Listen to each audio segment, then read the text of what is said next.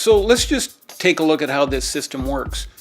You elect your member of parliament every 4 years, and he runs off to Ottawa supposedly to represent you. However, when he gets there, he finds out that he's subjected to party discipline and in fact is told how to vote and what to say. This is nothing new. This has been going on since the second parliament in Canada. So point of fact is you do not have an effective representative in Ottawa. That's somebody that's going to represent your viewpoints in Ottawa. If you did live in a democracy in Canada, there would be some way for you to have ongoing input into how you're governed. There would be an online form, or there would be a survey that you could fill out with your income tax return that would let the government of Canada, if they were indeed serving you, would let the government of Canada know how you want your tax dollars spent. This isn't done.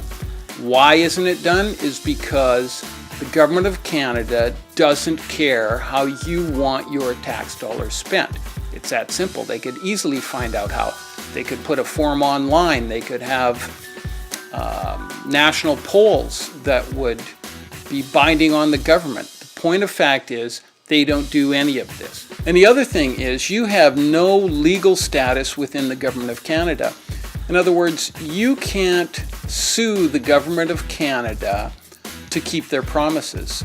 I recently went to a number of class action lawsuit legal firms in Canada and asked them how I would be able to sue the government to keep their promises that they've made. And they said that there is no basis in law for them to sue the government of Canada for failing to live up to its promises on a class action basis.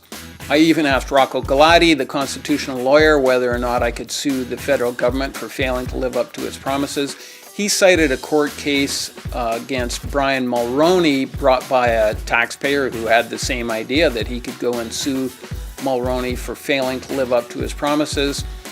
And the case went to the Supreme Court of Canada, and the Supreme Court of Canada threw it out saying that taxpayers should understand that politicians lie to them and that there is no basis in law for a taxpayer, an individual taxpayer, to take a government official to court over failed promises. In other words, the Supreme Court of Canada is saying that it's illegal for politicians to lie to you. This also extends to parliamentary privilege, where they can go in the House of Commons and, again, legally lie.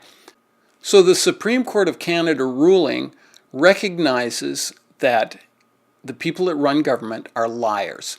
So the fact is I hand over 42% of my income to the government, and I have no legal standing in how the government uses that money. So that begs the question, who is the government of Canada serving? And for the answer to that question, all we have to do is look at the taxation system. Right now, individual income tax, for the first time in history, pays for over 50% of the government of Canada. At the same time, corporate taxes are the lowest they've ever been in history and account for only 14% of government revenues. So what benefits do Canadians get out of this system? Well, the politicians keep promising us jobs. So let's have a look at that. The corporations that are extracting the wealth out of Canada and that benefit from a very low tax rate have to have people to do the work to extract all that wealth. I mean, you can't get oil and diamonds and potash and uranium and gold out of the ground without having somebody to do the work. So the jobs are a given. They have to have somebody to do the work in order to extract the wealth. They have to give you a job anyway. So really, this trade-off for low taxes versus jobs is a ridiculous argument at best. So let's have a look at the jobs that they are creating. The jobs in Canada now are mainly, the majority of jobs in Canada are service jobs. All of our high-paying jobs and manufacturing jobs have been shipped offshore to low-labor countries. Let's just do some quick math here. Canada has a gross domestic product of $1.7 trillion. GDP is simply a measure of goods and services produced in Canada. If you taxed the GDP at 20%, that would amount to $340 billion. At $340 billion, you would be about $50 billion over and above what the present budget of Canada is.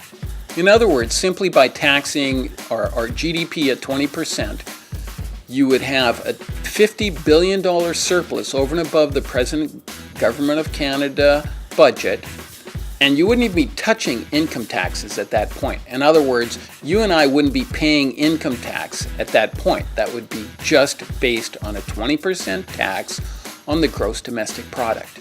So how do we get governments to represent Canadians and not corporations? And the fact of the matter is, under the present system, that simply won't happen. Political parties are brought into power by corporations, and they represent corporations. All you have to do is look at where politicians land up after they get out of politics, and that's invariably with large corporate interests. And the only thing I've ever seen that could come close to putting power back into the hands of Canadians is a democracy operating system. And that would have to be brought in by the people of Canada. Governments would never do something like this. And a democracy operating system is simply some software that would allow Canadians to unite and decide what they want to do with their tax dollars. I'm Alan Finney, and thanks for watching.